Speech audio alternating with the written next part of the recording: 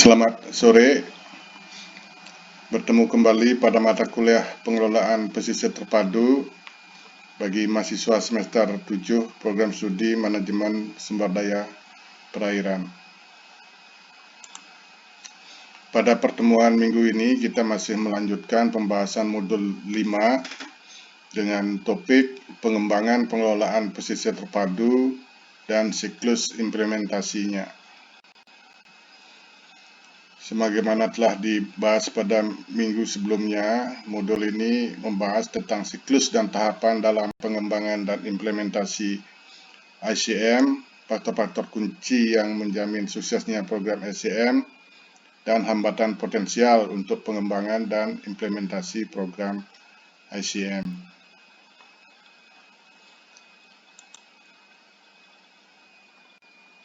Pada minggu lalu, kita sudah membahas satu materi dari modul ini, yaitu adalah langkah dan tahapan kunci pengelolaan pesisir terpadu yang dikenal sebagai siklus perencanaan dan implementasi pengelolaan pesisir terpadu. Pada minggu ini kita akan membahas materi 2 dan 3, yaitu faktor-faktor kunci menjamin suksesnya program pengelolaan pesisir terpadu dan hambatan potensial untuk pengembangan dan implementasi program pengelolaan pesisir terpadu. Kita langsung ke materi 2, faktor-faktor kunci menjamin suksesnya program pengelolaan pesisir terpadu. Ada sejumlah prasyarat yang menjadi faktor kunci bagi suksesnya program ICM ini. Yang pertama adalah dimulai dari perumusan visi dan strategi bersama. Jadi pada tahapan ini sangat penting membangun visi bersama tentang masa depan wilayah pesisir yang disarikan dari berbagai perspektif dan harapan pemangku kepentingan. Jadi para pemangku kepentingan ini diajak bersama-sama merumuskan apa yang diharapkan terhadap wilayah pesisir di masa depan. Nah, selanjutnya visi bersama ini akan berfungsi sebagai platform, sebagai landasan bersama bagi berbagai pemangku kepentingan untuk bekerja secara kolektif dalam pengelolaan wilayah pesisir. Harapannya demikian, dengan kita merumuskan visi bersama, maka nanti berbagai pemangku kepentingan dapat bekerja bersama-sama untuk mewujudkan visi tersebut di dalam kerangka pengelolaan wilayah pesisir.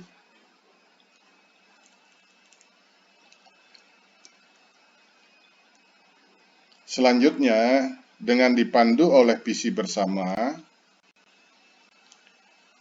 kemudian dikembangkanlah strategi melalui proses konsultasi pemangku kepentingan guna memperkuat komitmen untuk pelaksanaan program aksi secara bersama. Nah, dari visi bersama yang telah dirumuskan, ini selanjutnya masih bertumpu kepada konsultasi pemangku kepentingan, melibatkan seluruh pemangku kepentingan secara bersama-sama menyusun strategi untuk mewujudkan visi dalam nanti diimplementasikan dalam bentuk pelaksanaan program aksi bersama. Selanjutnya adalah faktor kunci penting bagi suksesnya ICM adalah komitmen pemerintah daerah.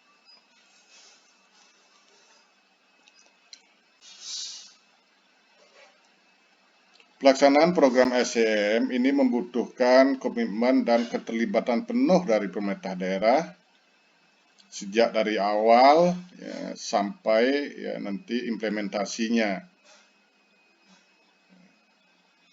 Jadi ini adalah langkah awal membangun komitmen, political will dari pemerintah daerah. Komitmen politik kepala daerah sangat memastikan keberhasilan dan keberlanjutan program ICM ini. Karena bagaimanapun nanti pemerintah daerah yang akan mengadopsi program-program ini di dalam rencana pembangunan, baik itu di dalam rencana pembangunan jangka menengah daerah maupun di dalam rencana kerja pemerintah daerah. Implikasinya adalah pada komitmen pendanaan terhadap program-program aksi. Faktor kunci berikutnya adalah penataan atau pengaturan kelembagaan. Jadi sangat penting program ICM ini memiliki pengaturan kelembagaan yang jelas, ya, yang meliputi lembaga resmi yang akan mengkoordinasikan program ICM. Jadi harus ada lembaga resmi yang mengkoordinasikan program ICM. Untuk pelaksanaan program ICM di tingkat daerah, misalnya provinsi, ya, atau kawasan daerah provinsi, ini kelembagaannya sudah ditetapkan sebagai lembaga koordinasi itu adalah Dinas Kelautan dan Perikanan. Namun dalam pelaksanaan program ICM di suatu wilayah tertentu, bagian tertentu dari wilayah pesisir, nah, lembaga-lembaga resmi ini perlu didefinisikan, ditetapkan kembali.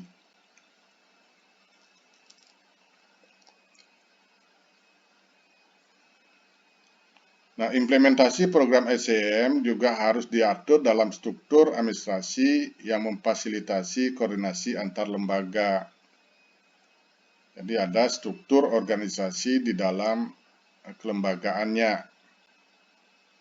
yang akan memfasilitasi koordinasi antar lembaga. Sebagai contoh, di tingkat provinsi, pengelolaan pesisir terpadu itu, di situ ada Pokja, jadi kelompok kerja antar instansi, ya, kelompok kerja antar instansi yang dikepalai oleh Kepala Dinas Kelautan dan Perikanan.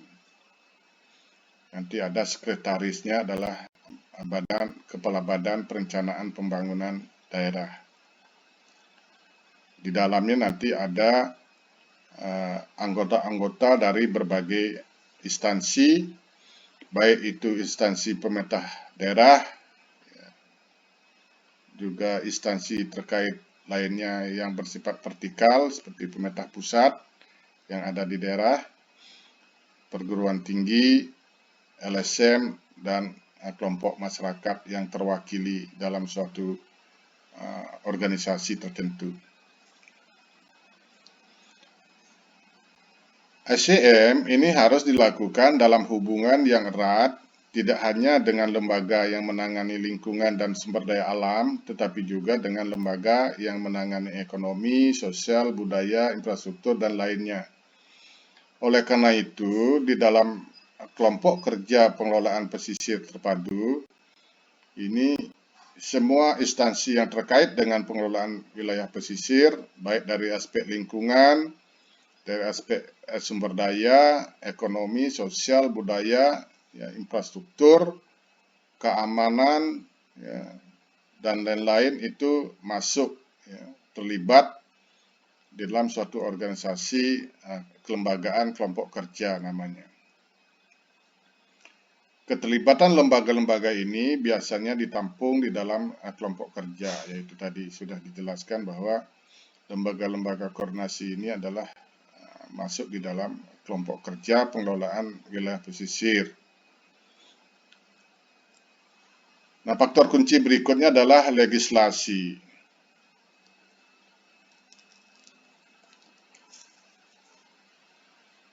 Legislasi ini adalah dalam rangka menyiapkan perangkat aturan.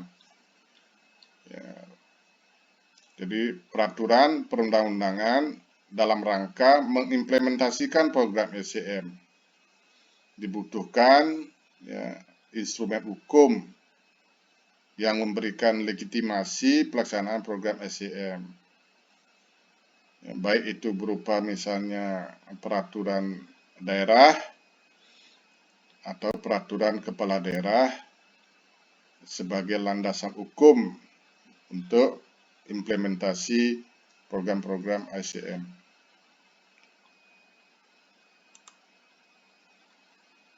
Faktor kunci berikutnya adalah ketersediaan pendanaan. Implementasi dan keberlanjutan program ICM ini sangat tergantung pada ketersediaan dana untuk membiayai program-program aksi sesuai untuk mencapai visi pengelolaan. Mekanisme pendanaan berkelanjutan harus dipertimbangkan pada tahap awal inisiasi program untuk memberikan waktu yang cukup untuk menyusun strategi penggalangan dan alokasi sumber daya keuangan. Jadi pada siklus awal dari perencanaan pengelolaan pesisir terpadu sudah disusun bagaimana strategi penggalangan dan alokasi sumber daya keuangan.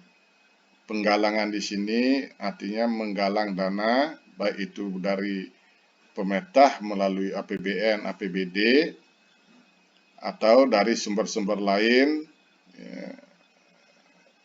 yang berkaitan dengan penerimaan negara bukan pajak atau pendapatan daerah atau dana-dana dari lembaga donor swasta yang tidak mengikat sifatnya.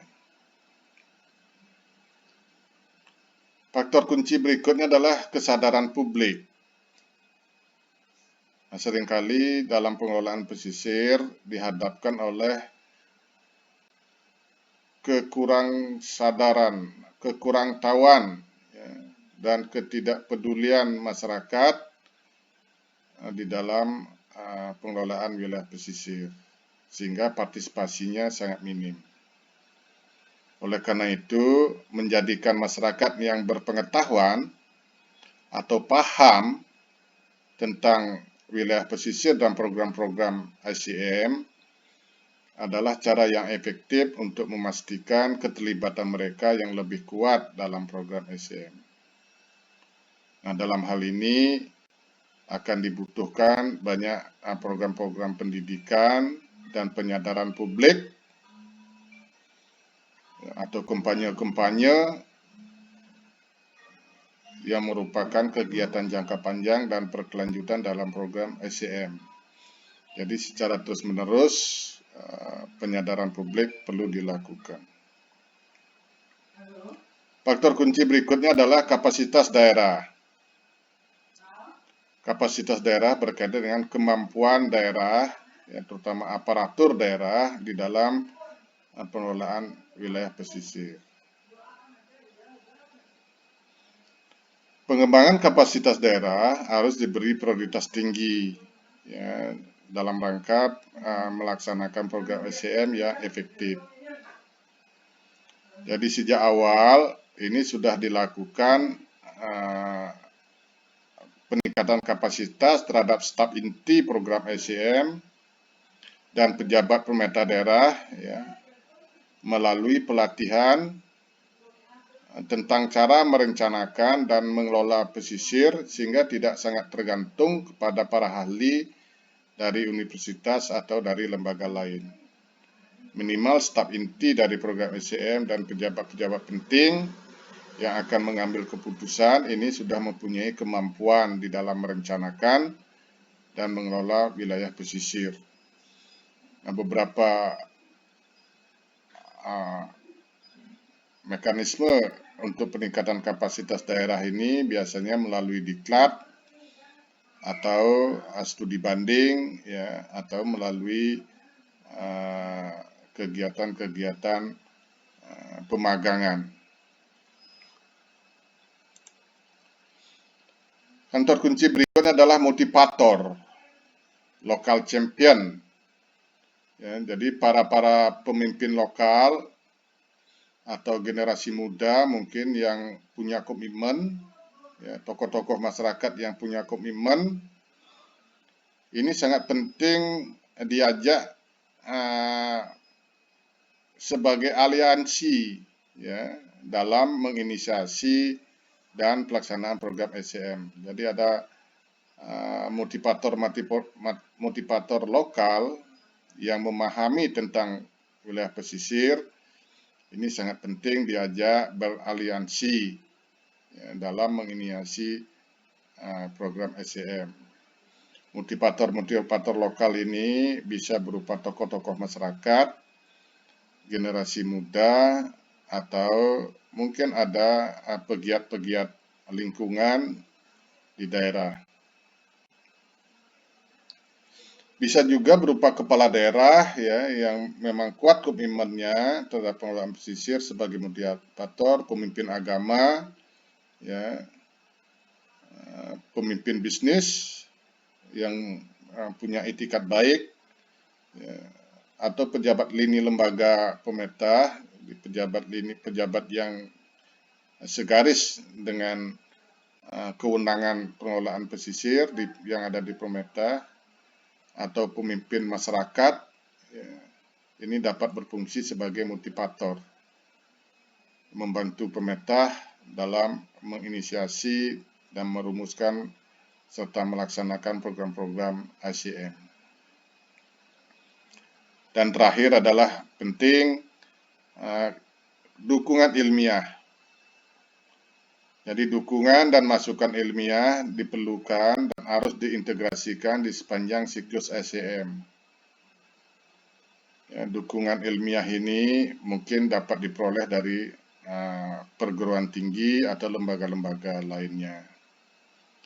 Dukungan ilmiah diraih dengan melibatkan lembaga penelitian, ya, akademisi, dan para ahli dalam kegiatan program SCM, serta dengan mengembangkan kemampuan ilmiah dari lembaga lokal untuk mempertahankan penyediaan dukungan ilmiah.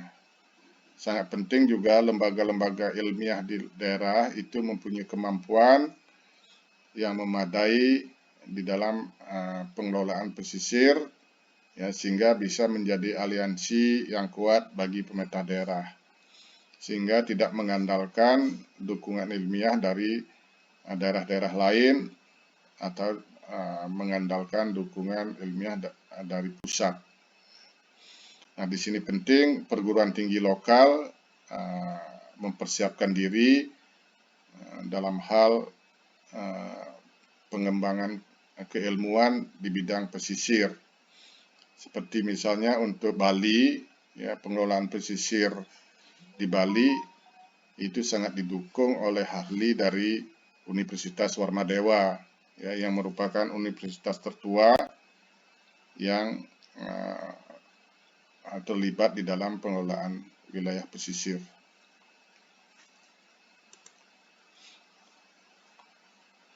Selanjutnya kita bahas materi ketiga tentang hambatan potensial untuk pengembangan dan implementasi program pengelolaan pesisir terpadu. Di samping faktor-faktor kunci yang dibutuhkan, kita juga penting menganalisis hambatan potensial yang nanti bisa menghambat, menghalangi pelaksanaan program pengelolaan pesisir terpadu. Jadi faktor-faktor yang dapat mempengaruhi inisiasi program SCM dalam arti bisa menghambat, ya, pertama adalah campur tangan politik. Campur tangan politik ini artinya ada persaingan politik antar partai yang berkuasa dan partai oposisi yang tidak sejalan. Mungkin saja komitmen will dari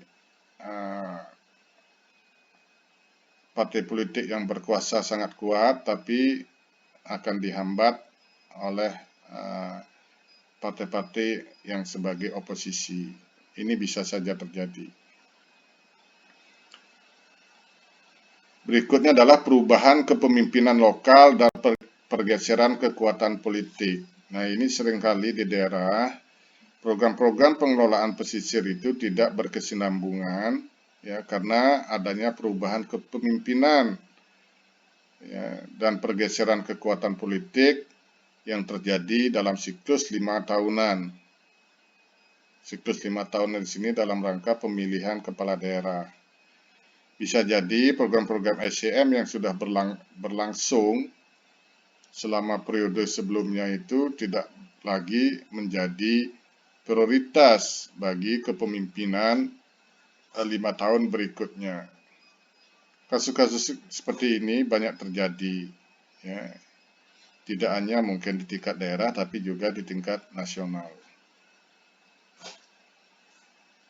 Kemudian terkait dengan campur tangan politik ini juga ada kepentingan pribadi dari pemimpin politik. Ya, ada kepentingan pribadi yang tidak sejalan, ya, dengan bagaimana prinsip-prinsip pengelolaan pesisir terpadu diterapkan. Misalnya kepentingan hanya sekedar untuk meraih elektabilitas. Ya. Faktor berikutnya sebagai hambatan yang perlu diperhatikan adalah perlawanan dari lembaga tertentu. Nah, perlawanan ini umumnya karena kurangnya pemahaman mengenai SCM. Seringkali menimbulkan ketakutan dari lembaga-lembaga atau instansi tertentu akan kehilangan otoritas, kewenangan, dan keuangannya. Jadi contoh misalnya pengelolaan pesisir terpadu, karena di situ adalah kewenangan koordinasinya berada di Dinas Kelautan dan Perikanan. Bisa jadi dinas-dinas lainnya merasa terancam akan kehilangan kewenangannya terhadap wilayah pesisir. Ini karena kekurang pahaman. Padahal pengelolaan wilayah pesisir terpadu tidak akan mengurangi otoritas atau kewenangan dari sektor-sektor. Pengelolaan wilayah pesisir terpadu ini hanya memperkuat integrasi dan koordinasi. Sehingga penting ada lembaga yang berfungsi memegang kendali dalam hal koordinasi.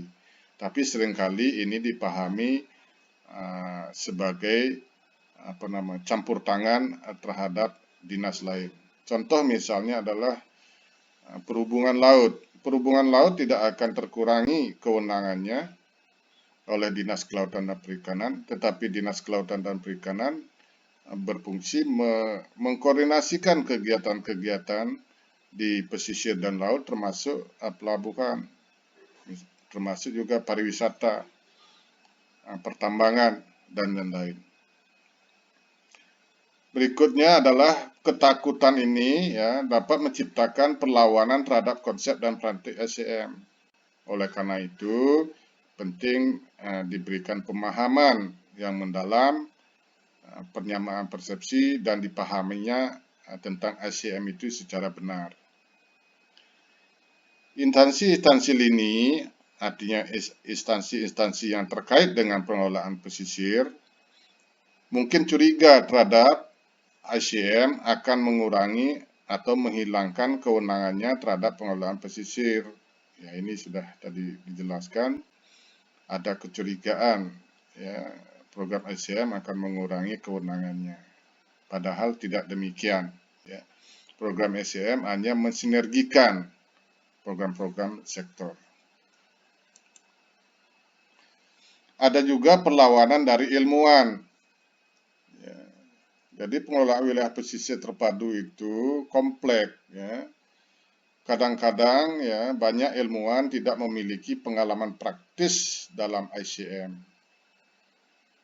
Ya. Dan banyak ilmuwan tidak menganggap diri mereka mampu melakukan fungsi manajemen terpadu yang telah biasa bekerja pada garis lurus monodisiplin tanpa memahami dunia tata kelola. Karena banyak ilmuwan-ilmuwan di Indonesia, terutama yang berada di perguruan tinggi, itu terbiasa bekerja dalam garis lurus monodisiplin. Padahal ICM ini adalah ladang ilmuwan bekerja secara terpadu, multidisiplin, saling mendukung antara berbagai ilmu, baik itu ilmu-ilmu alam maupun ilmu-ilmu sosial dan humaniora. Tapi bagi ilmuwan yang tidak paham ya tentang konsep ICM ini kadang seringkali apatis ya untuk terlibat di dalam ICM karena merasa mungkin tidak percaya diri mampu bekerja multidisiplin. Nah, ada juga perlawanan dari industri, dari sektor swasta.